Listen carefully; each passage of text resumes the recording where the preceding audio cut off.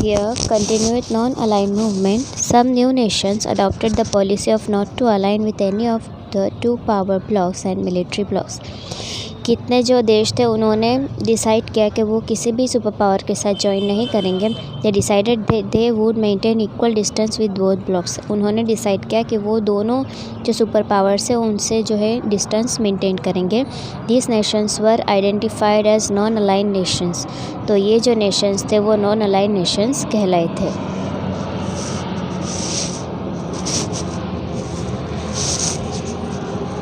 And their foreign policy was called non align policy. और उनकी जो फॉरेन पॉलिसी वो थी वो नॉन अलाइन पॉलिसी थी. ठीक है. दो न्यूट्रल नेशंस जो कि इस पावर के साथ भी नहीं थे और उस पावर के साथ भी नहीं थे उसे कहते हैं न्यूट्रल, जो किसी में ना हो. They did not want to adopt the ideologies of either of the two super powers of the world.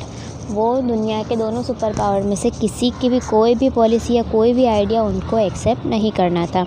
उन्होंने दोनों से दूरी बनाए रखी. Wish to have an all round development maintaining its unique existence.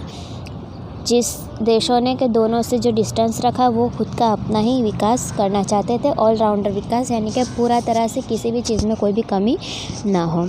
Under the leadership of India's first prime minister Jawaharlal Nehru, Indonesia's first president Sukarno, Egypt's second president Gamal Abdel Nasser, Ghana's first president Kwame Nkrumah, and Yugoslavia's president Josip Broz Tito got a thumping support for the movement. तो ये सारे जो थे including India, ये सारे जो थे इस मोमेंट के लिए एक दूसरे को सपोर्ट कर रहे थे. In this non-alignment council 23 countries of Asia and 6 countries of Africa were present. तो एशिया की 23 और नॉन अलाइनमेंट में एशिया की 23 और अफ्रीका की 6 कंट्री प्रेजेंट थी. The organisation was founded in Belgrade in 1961, known as NAM, means Non-Aligned Movement. Under leadership of Prime Minister Jawaharlal Nehru, the policies of non-alignment were framed. तो देखिए जवाहरलाल नेहरू की guidance के अंदर ये जो थी नॉन अलाइनमेंट की मूवमेंट उसको फ्रेम किया गया था.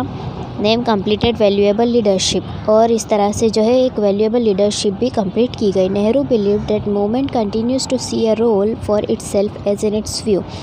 The world's poorest nations remain exploited and marginalized no longer by opposing superpowers but rather in a unipolar world, and it is Western hegemony and neo-colonialism that the movement has really realigned itself again. तो इस तरह से जो है super powers के oppose करने में थोड़ा नुकसान भी होता था. It opposes foreign occupation, interference in internal affairs and aggressive unilateral measures, but if it has also shifted to focus on the socio-economic challenges facing member states, especially the inequalities manifested by globalization and the implications of neoliberal policies. The non-alignment movement has identified economic underdevelopment, poverty and social injustice as growing threats to peace and security. तो non alignment से क्या हुआ कि दोनों super power से जो है दूर हो गए. इससे क्या होता है कि किसी का ऑर्डर फॉलो करना और गुलामी वाला जो भी मैटर था ना उससे दूर रहकर अपना जो है विकास कर सकते थे. ठीक है. इसमें बहुत सारी परेशानियाँ आई थी, लेकिन धीरे धीरे जो है दुनिया में शांति और सलामती के जो थ्रेड थे उसको बनाए रखना था. मेन जो था एजेंडा वही था. ठीक है. Today more and more countries have joined the non alignment movement. आज के टाइम में जो कि इंडिया ने तो इतने बरसों पहले से ही कर लिया था जवाहरलाल नेहरू के गाइडेंस के अंदर, लेकिन आज के टाइम में ज़्यादा से ज़्यादा कंट्रीज़ जो है इस नॉन अलाइन मूवमेंट को ज्वाइन कर रही है क्योंकि उन्हें किसी भी सुपर पावर के अंडर में नहीं आना. Union summit was held at Kuala Lumpur on 13 May 2003. For the last 4 decades many incidents have happened. Union summit जो थी वो कुआलालंपुर में 13 May 2003 में हुई थी, और जो कि बहुत सालों तक उसमें इंसिडेंट्स जो थे वो हुए थे.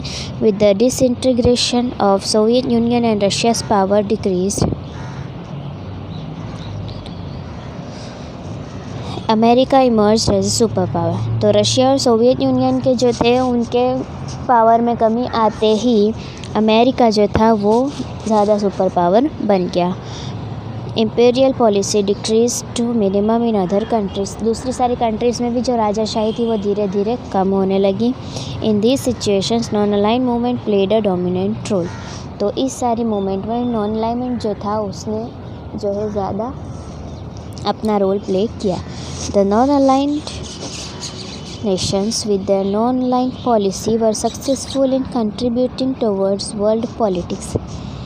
नॉन अलाइन जो भी थे और नॉन अलाइन पॉलिसी जो थी वो अपना जो कंट्रीब्यूशन था वो वर्ल्ड पॉलिटिक्स में अच्छे से दे पाए थे।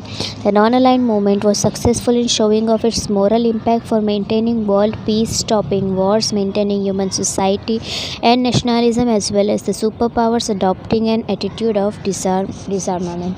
तो इस तरह से जो नॉन अलाइनमेंट जो नेशंस थे वो क्योंकि एक लड़ाई वाली सोच नहीं रखते थे, वो बस अपना विकास चाहते, तो इस तरह से जो है दुनिया में एक शांति बनाने में कायम रख पाए थे।